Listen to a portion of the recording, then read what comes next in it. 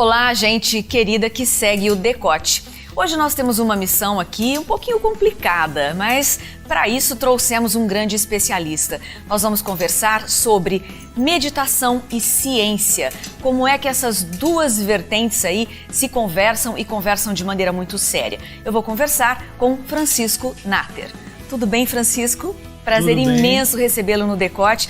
Bom, gente, o Francisco, ele é neurocientista, tem uma carreira como professor nas universidades, pós-doutorado em neurociência pela Faculdade de Filosofia, Ciências e Letras da USP. Isso. Enfim, né? Tem uma carreira imensa e desde muitos anos, né, Francisco, trabalha com a questão da meditação, trabalha com a meditação.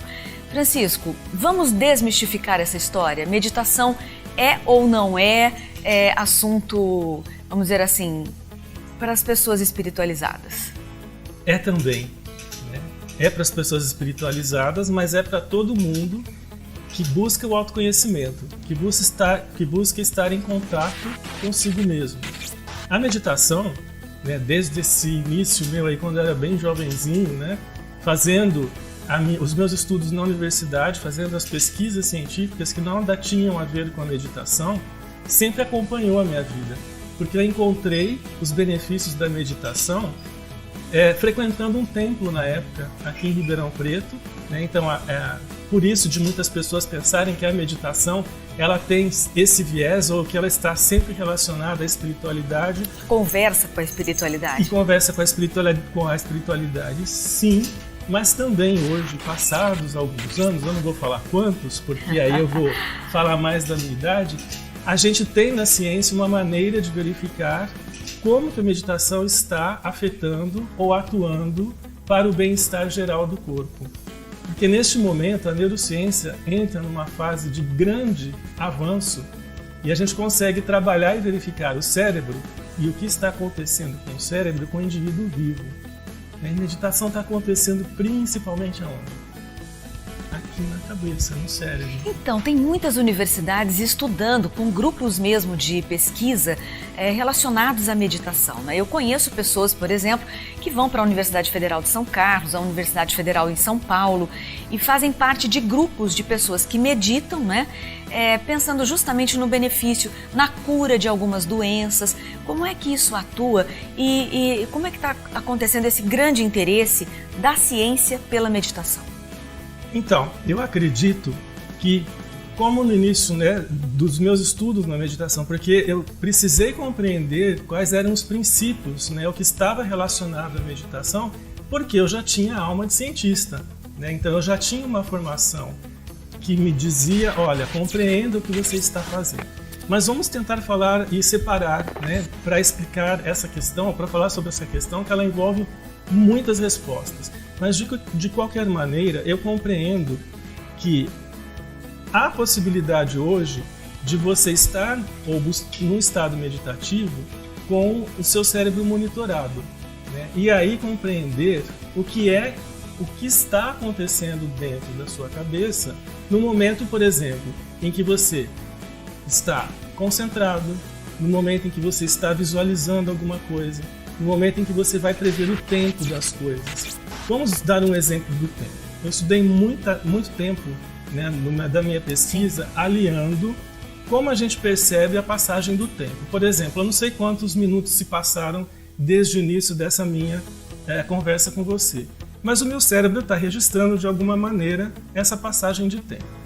Da mesma forma, muitas vezes quando você medita, você não sabe o que está acontecendo na sua cabeça, mas você tem como registrar o que está acontecendo. O que a meditação propõe? A meditação propõe basicamente que a gente relaxe o corpo, e é por isso que muitas vezes a gente ouve falar que a pessoa fica na posição zen, e essa é a posição que faz meditar, não é isso. A gente tem que desconstruir essa visão de que eu tenho que ficar numa posição do mantra, que eu tenho né? que emitir um para entrar no estado de meditação. Essas, vamos dizer, essas atividades, elas podem acompanhar, né, a meditação, você pode utilizar isto também, mas exige um relaxamento do corpo e uma atenção focalizada a uma determinada coisa, que a gente chama âncora. A gente aprende a fazer isso sozinho? A gente pode aprender, mas estando com uma pessoa que já utiliza desses mecanismos, né, ou desses procedimentos há mais tempo, facilita. É como qualquer estudo que você faz. E como parar o pensamento? Pois é. Voltando a isso, Não é? e explicando quais são os princípios da meditação. Então eu vou relaxar o corpo, eu vou focalizar a atenção e eu vou buscar não desviar a atenção de alguma coisa. Então, peraí, como assim? A mente não quer parar de pensar. Né? Porque ela foi programada e a gente, com o passar do tempo, né, nós evoluímos por causa dessa mente, por causa dessa cabeça que cresceu. A gente acorda à noite para pensar, né? Exatamente. Durante a madrugada. Então, fica difícil você pensar que você não vai pensar. A meditação vai trabalhar esses princípios. Eu relaxo, eu busco uma atenção e eu procuro não pensar. Isso induz ao estado de meditação. E é aí que a gente começa, então, vamos dizer, a falar sobre o que está acontecendo com essa pessoa, com esse cérebro, quando ela busca estar, por exemplo, focalizada num ponto específico do corpo. A meditação utiliza diferentes âncoras. Um deles, respirar corretamente, inspirar, expirar, respirar, inspirar, que é aquilo que a gente faz o dia inteiro e não se dá conta, mas que a gente pode controlar. Ou focalizar a atenção, por exemplo, num ponto entre as sobrancelhas. Isso é muito utilizado. Né? Mindfulness, né, que é a atenção plena, ela vem dos princípios da meditação e esses princípios estão espalhados pelo mundo inteiro agora. Muita gente estudando e colocando os ensinamentos da meditação através do que a gente chama atenção plena, que é, nossa, estou atento ao que está acontecendo aqui e agora comigo. Por exemplo, estou com você. Eu estou utilizando o recurso de estar completamente focalizado nessa situação para poder passar para você e para as pessoas que vão nos assistir isto, né? Então, isso é um dos princípios da meditação. Mindfulness vai aliar isso no dia a dia. Então, isso é qualidade de vida? A gente pode traduzir isso em qualidade de qualidade de vida, porque saúde, você está... saúde mental então, e física. As outras coisas, né? Explicando muito rapidamente o que é a meditação e aí então compreendendo quais são os benefícios, né? Uma mente tranquila gera bons pensamentos. Os bons pensamentos fazem você estar bem com quem primeiro? Com você. Você estando bem com você, você interage bem com o outro. Então, neste sentido, as questões da empatia para com o outro, elas ficam melhoradas, né? Porque se você está se sentindo bem, conversando bem com as pessoas no convívio, então eu acho que a qualidade de vida aumenta, né? Seu corpo estando bem mentalmente, emocionalmente, faz o seu físico também acompanhar, né? Vamos dizer, esses bem-estares. Enfim, qualidade de vida aumenta.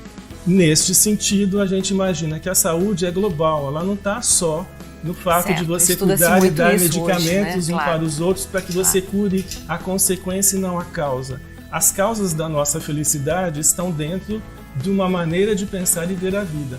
A meditação proporciona que a gente trabalhe o quê? Justamente os pensamentos. A gente melhora a qualidade de vida. Que olha, quem é essa pessoa, né?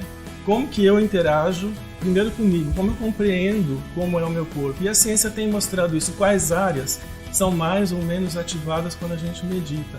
Então, para finalizar mesmo, a gente pode dizer que existem, por exemplo, a área das emoções. Né? Quando a gente está meditando, ela é menos ativada, o que faz com que o nosso cérebro esteja mais tranquilo e menos suscetível às reações do meio ambiente, como, por exemplo, correr, fugir, que são emoções ou reações instintivas do corpo.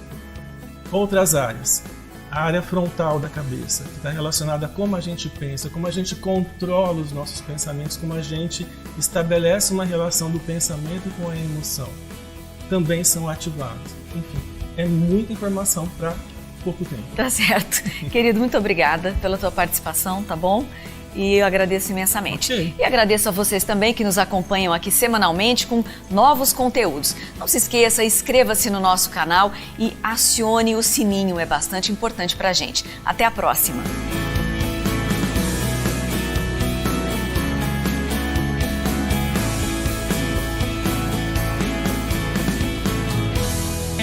clap your hands.